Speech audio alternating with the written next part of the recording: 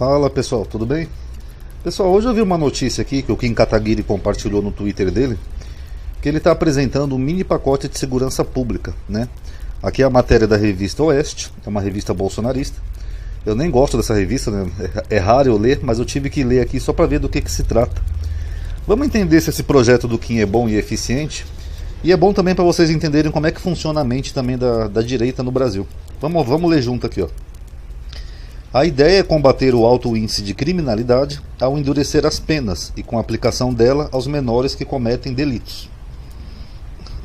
O deputado federal Kim Kataguiri, do União Brasil, apresentou um mini pacote de segurança pública para tentar combater o aumento da criminalidade entre os menores de 16 e 17 anos. Tal ato inclui um projeto de lei, ou seja, uma PL, para aumentar as penas dos crimes de furto e roubo e uma proposta de emenda à Constituição, uma PEC, para reduzir a maioridade penal para 16 anos. Isso aqui de reduzir a maioridade penal pode ser discutido, que dependendo do crime, eu também sou a favor. Por exemplo, homicídio. Eu acho que um adolescente que mata alguém, ele tem que responder como um adulto. Então é uma questão de gravidade do crime, tá bom? A ideia é combater o alto índice de criminalidade ao endurecer as penas e com a aplicação delas aos menores que cometem delitos. Então só para vocês entenderem, aqui nós estamos falando de delitos, pequenos furtos, coisa do tipo, e o Kim acha que se aumentar a penalidade desses crimes, vai diminuir os crimes. Na verdade não, pessoal. Mesmo com penalização já existem crimes, então isso não é uma solução. Isso só é uma punição maior. Agora vai evitar o ato das pessoas cometerem furtos? Não vai evitar. Isso é uma falsa perspectiva, tá? O número de furtos e roubo aumentou muito, disse Kim Kataguiri Oeste, principalmente na cidade de São Paulo. Muitos desses crimes são cometidos por menores de idade, entre 16 e 17 anos. Essas pessoas apenas cumprem medidas socioeducativas, sem ir para a cadeia. A ideia é aumentar a pena base de furto e roubo. Os demais projetos que tratam desse tema na Câmara são qualificadores, ou seja, o juiz aplica se entender que é o correto. No entanto, se aumentarmos a pena mínima de furto e roubo, o juiz vai ser obrigado a aplicar a pena base. Atualmente, a pena para crime de roubos e furtos é de 1 a 4 anos. A proposta, no entanto, estabelece reclusão de 4 a 10 anos. Então, o Kim Kataguiri quer que um adolescente que cometeu um furto, seja pelo motivo que for, que ele fique até 10 anos preso na cadeia. No mínimo 4 anos. Lembrando que cadeia é escola do crime, tá, pessoal? Às vezes o jovem comete um furto, que vai na onda dos amigos, né? Eu acho que é malandrinho, porque mora na favela, não sei o quê. Aí quando ele entra na cadeia, provavelmente ele vai ser cooptado por uma daquelas organizações criminosas, até por proteção. Às vezes ele vai adquirir até vícios na cadeia, tá? Para quem não sabe, isso tem muita droga na cadeia. E quando ele sair, ele vai sair um profissional do crime. Ou como disse o Alexandre de Moraes, né, naquele discurso dele sobre a descriminalização da maconha, às vezes o jovem, quando sai, ele sai devendo para a facção, né, porque obteve favores lá dentro, aí ele é obrigado a cometer crimes para pagar o que ele deve para a facção. Então você pegar um jovem que cometeu um pequeno furto e colocar numa cadeia com presos comuns, cheio de facções criminosas, você está praticamente condenando esse jovem a ser um criminoso, tá? Segundo o Anuário de Segurança Pública, em 2022, os registros de roubo e furto de celular totalizaram pouco mais de 999 mil ocorrências no Brasil. Em média, pelo menos mais de 2,7 mil aparelhos foram subtraídos diariamente. O número representa um crescimento de 16% em relação aos roubos e furtos de celulares registrados em 2021.